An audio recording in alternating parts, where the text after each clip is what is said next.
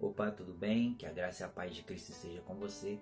Meu nome é Léo Carvalho e esse é o canal Mais Que Vencedores, onde juntos refletiremos sobre a Palavra de Deus e abordaremos os mais diversos assuntos à luz da Bíblia.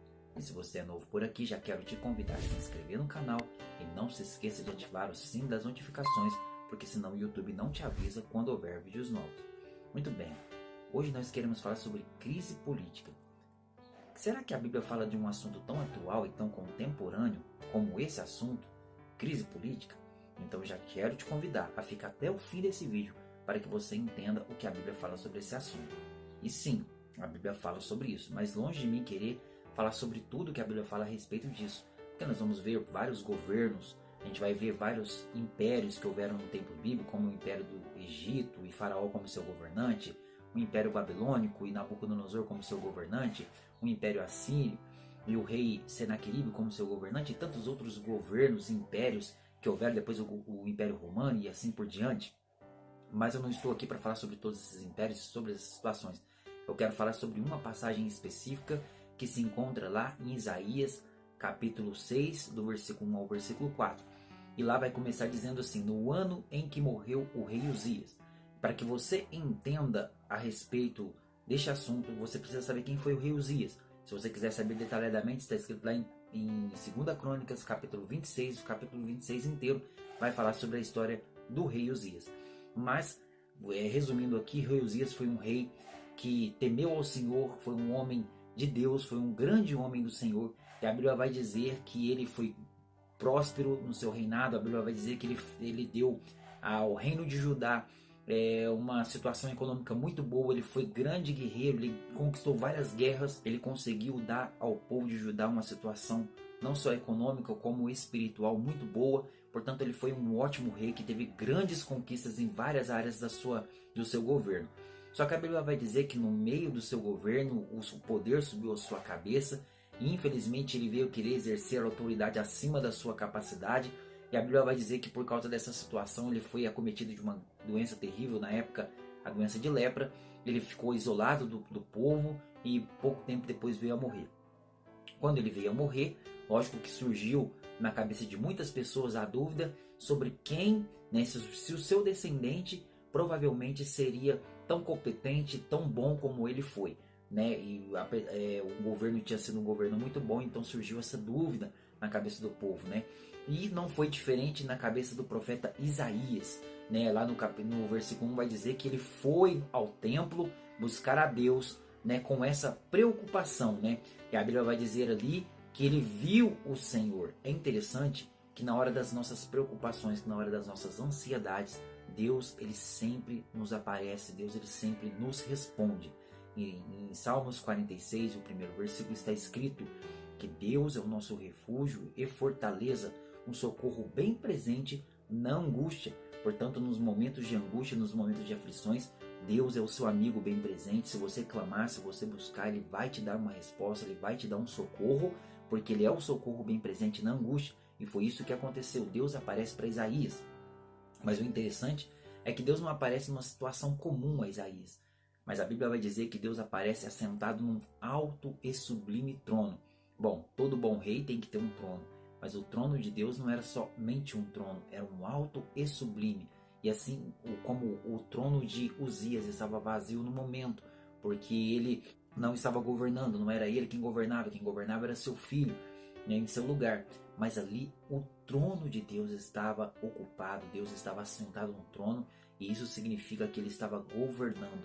O rei Uzias governava o reino de Judá, mas o nosso Deus, ele governa toda a terra, todo o universo. A Bíblia vai dizer que ele sustenta todas essas coisas pelo poder da sua palavra. Então, Isaías viu Deus assentado no alto e sublime trono, simbolizando e mostrando que ele estava ali a governar, que ele não tinha deixado de estar na frente da situação, no governo de todas as coisas. E a Bíblia continua nos dizendo sobre as características do Senhor ali, que além de ele estar sentado no alto e sublime trono, a Bíblia vai nos dizer também que o seu séquito enchia todo o templo. Olha que interessante. Naquele tempo, no tempo de Isaías, os homens poderosos, assim como os reis também, eles vestiam, nas suas vestes existiam as suas orlas, os seus séquitos. E quanto maior fosse, mais representava a sua autoridade, mais representava o seu poder.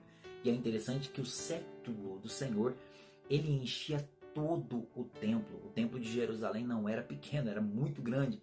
E o seu séquito enchia todo o templo, simbolizando que a sua autoridade é máxima e simbolizando que o seu poder é infinito. A Bíblia, em vários versículos da Bíblia, Deus é chamado de o Deus El Shaddai, ou seja, o Todo-Poderoso. Todo o poder está nas suas mãos.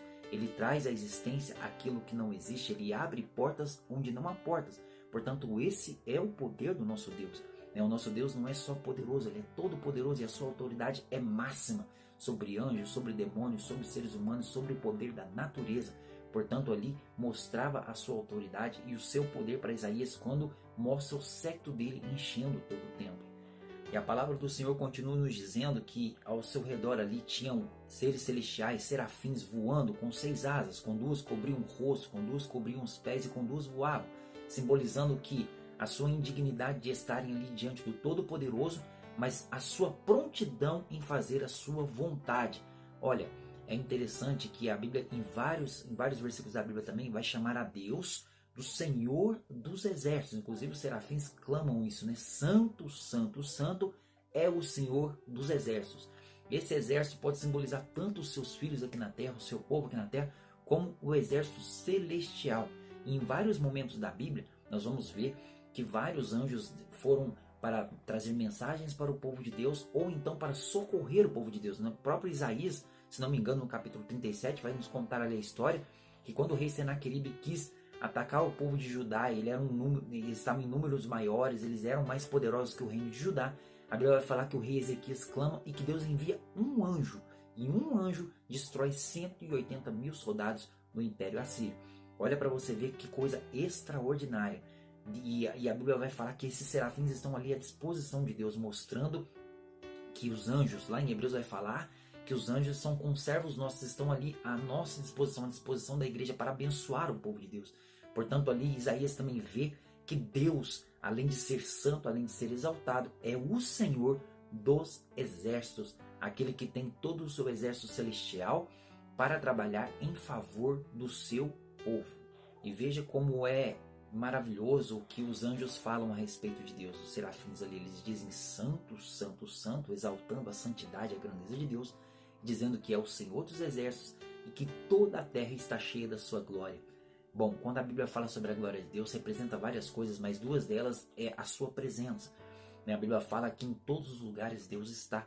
Deus está em todos os lugares porque Ele é onipresente, portanto não há nenhum lugar em que possamos nos esconder de Deus. Mas para nós isso serve de consolo, porque independente de onde você esteja, independente de que situação você esteja, Deus ali está. Se você buscar a sua face de todo o coração, Ele logo vem ao seu socorro. Mas outra coisa que isso representa é todas as coisas que Deus fez. A Bíblia fala que todas as coisas que Deus fez foi para a sua glória. Tudo, seja vegetal, seja animal, seja humano, independente, seja microscópio, tudo que Deus fez foi para a sua glória. E é interessante que tudo existe até hoje, porque Deus não somente criou, mas sustenta todas as coisas, mostrando para Isaías que toda a terra estava sendo sustentada por Deus e que em todo lugar, além de Deus estar, Ele tem sustentado todas as coisas, podendo também trazer uma calma para Isaías, mostrando que toda a terra está cheia da glória, toda a terra está cheia da presença de Deus e toda a terra está sendo cuidada por Deus. O próprio Jesus falou que os pássaros não semeiam, não ceifam, não ajuntam celeiros e que Deus cuida deles e que também cuida de nós. E dando continuidade ao texto, a Bíblia vai dizer que os umbrais da porta do templo se moveram, se estremeceram e que o templo encheu de fumaça. Em outras passagens, inclusive na passagem em que Salomão está orando, consagrando o templo ao Senhor, a Bíblia vai dizer que o templo enche de fumaça, simbolizando a presença e a glória de Deus.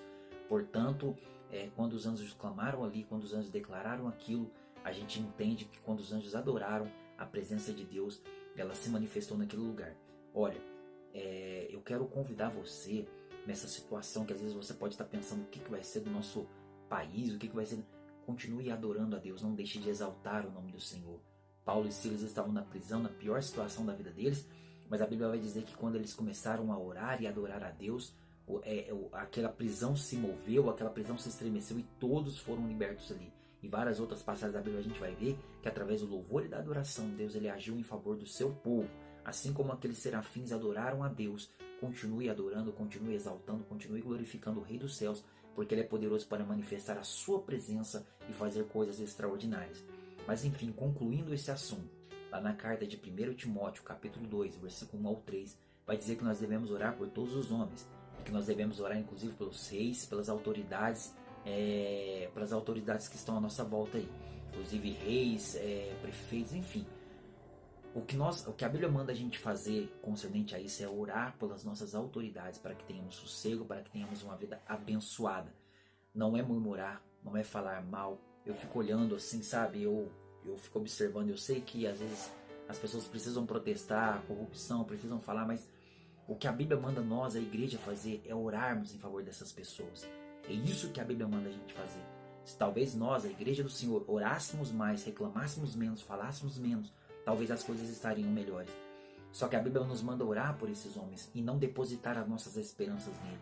A nossa esperança nós temos que depositar no nosso Senhor Jesus por dois motivos. Primeiro, porque ele continua cuidando de nós. A Bíblia diz que Davi falando no Salmo: fui moço, hoje sou velho, mas nunca vi um justo desamparado e nem a sua descendência mendigar o pão. Portanto, Deus continua cuidando do seu povo. E o segundo lugar é porque um dia a Bíblia diz que Jesus Cristo voltará e reinará sobre essa terra. Aí sim teremos um governo justo, um governo reto, um governo excelente. Enquanto isso não acontecer, infelizmente haverá corrupção, infelizmente haverá complicações, haverá crises políticas, sempre haverá, seja no Brasil ou em outros países. Mas eu quero dizer para você, continue colocando as suas esperanças no Rei da Glória, acreditando que Ele te sustenta enquanto você estiver aqui e que no futuro Ele voltará e reinará um reino justo, um reino perfeito. Amém? Então que Deus possa te abençoar. Eu quero deixar um artigo aqui no link na descrição, um artigo falando sobre Isaías, se você quiser ler. Eu vou deixar o link aqui para que você possa estar lendo. E se esse vídeo te ajudou em alguma coisa, se esse vídeo foi bênção na sua vida, eu quero te convidar a deixar o seu like, a compartilhar esse vídeo nas suas redes sociais e também com seus amigos, e que você possa deixar também aqui os seus comentários. Então que Deus te abençoe e até o próximo vídeo.